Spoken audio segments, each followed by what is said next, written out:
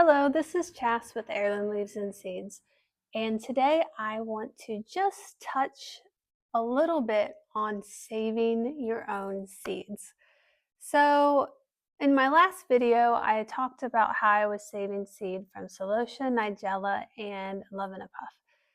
Now, today I want to just briefly touch on how to get pure seeds because if something is open pollinated, and all that means is if it's open pollinated, that means that, you know what, I'm going to put a description up here because I will probably flub it up. So, but basically, it's that the seed or the flower will be pollinated by something, by the wind blowing pollen from one flower to another, or by insects. They can, just picture a bee flying around, getting in there, getting its pollen, and going from flower to flower to flower to flower. That's another way. And I think there might be another one, but those are the two main ones. And if a flower is open pollinated, that just means that it can easily be crossed. So if you want to save your seed, the first thing you need to do is you need to make sure that your plant is open pollinated and it is not a hybrid, because hybrids will not come true because they are crossed already. And so you may get something that it looks like what you grew, or it may look like one of the parent plants. For seed saving, you are going to want to save seeds from a plant that is open pollinated. And you can usually find this on your seed packet or the website. And heirloom seeds, they're always going to be open pollinated. So that's a good place to start. In my last video, I talked about, we'll just start with Nigella. Now, Nigella is open pollinated, and I still have these. Remember the seed pods here? Something that is important to think about, say you wanted to save your seed from some Nigella. Now, Nigella will cross, so it's important that you isolate them in some way. So here, the way I isolate my stuff is by either growing one variety, because if you grow one variety of Nigella, you don't have to worry about crossing, because Nigella, if you only have one, there's nothing to cross-pollinate with. That's if you live in the country. Now, if you live in town and your neighbor happens to be growing a different variety of Nigella, then there is a chance that those can cross.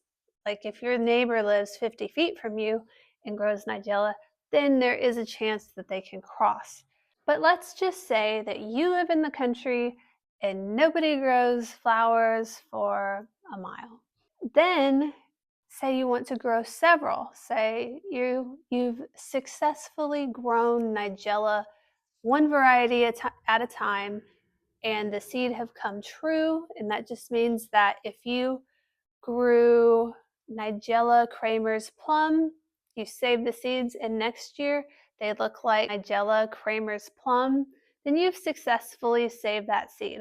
So say that you really like Nigella and you want to grow more than one variety, but how are you going to do that if you want to save seed from all of them? Say you wanted to grow 3 varieties.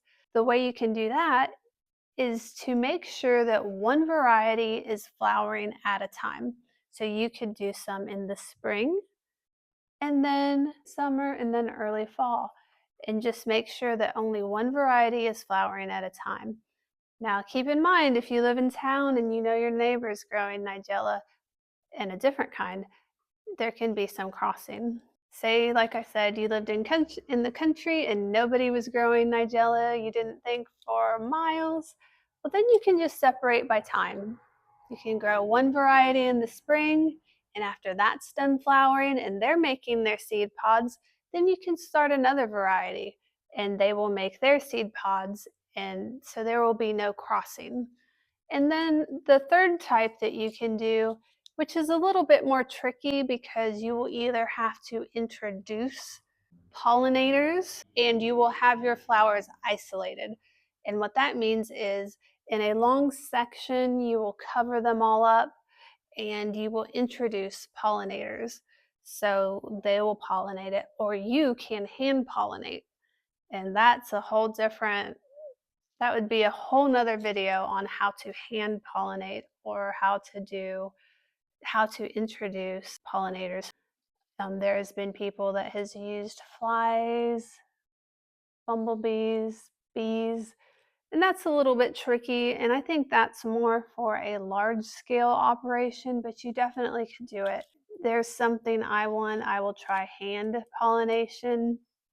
But to be honest, my favorite type is just to grow one variety. And that way you don't have to worry about crossing, or if you just separate it by time. One thing to think about is you may be like, I want to grow all of them at once, all the different varieties. Well, you can do that, and you could always just let them all grow together and then just have a mix. Because say you grew 10 different type of zinnias and you just let them cross to their heart's content and you wanted to still save the seeds, you still can, and they will make zinnias, but who knows what you will come up with. And you might even find a very neat surprise. They'll still make zinnias. Don't worry about that. You'll still have plenty of zinnias, but who knows what you'll have. And that's kind of fun on its own. So every year I grow probably like 10 different varieties of zinnias. And every year I will let a few grow and just see what happens, see what comes up. And I have found some really cool surprises. I had a really cool orange one that I thought was so beautiful. And I also had one that was almost ombre effect. So you still will get some really cool ones, even if they are crossed. But if you want to have specific colors or a named variety that's open pollinated, then you have to take the precautions so there is no crossing. But this is just an extremely brief explanation on how I save seeds. And there's not too much information on flowers and the seed saving, but I have saved seed from vegetables for years. And so I do have the basic understanding of how they cross and the steps you have to take to keep your seed pure, so it will come back true to that original parent that you're saving the seed from. But I hope that this was an interesting video and I hope it made sense. And if I didn't touch on something enough for you to get a good understanding of it, like this was just a scratching the surface of saving your own seed, but hopefully it'll be just enough that you'll give it a try. But if there is something that you want to hear a little bit more about, and if I can answer that, I will make a video about that. But before I go, I wanted to show you guys this. Now, in one of my last videos, I was talking about the mahogany splendor hibiscus, and I talked a little about how I've never seen any flowers or anything from them. Well, you will not believe this. One, I got a very interesting answer from one of you guys. He left a comment on how you get flowers, and I'll talk about that in the next video. But I just said that, and I've never seen this before. Look at this. This was left over, and look at this. I think it's starting to get buds. I don't know if you can see that. But yeah, see that like green area? I could not believe that. I just was like, oh, I think it's starting to form buds, which is crazy.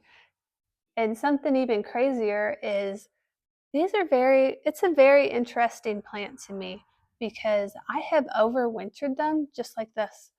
They will start to form roots if you keep them in water. And then in the spring, I will plant them out and start them a little bit earlier before the seeds. But this is very interesting, and I'm going to go look at the ones that have survived the frost and see if they're doing this at all. Here I am outside, and I wanted to show you guys. They are starting to do this outside. You can see these little flower buds starting to form. And if you look close, each one is doing this. And these are the ones that when we got our first frost, I covered them up. And so they have hung on, and it looks like they're starting to attempt to flower. So that's really neat. This is the first year they have ever done this. So here is my hibiscus plant. And look, guys, it is a very cloudy, dreary day. And today it's in the 50s. I think it's like 59. And then it's going to drop down into the 40s tonight.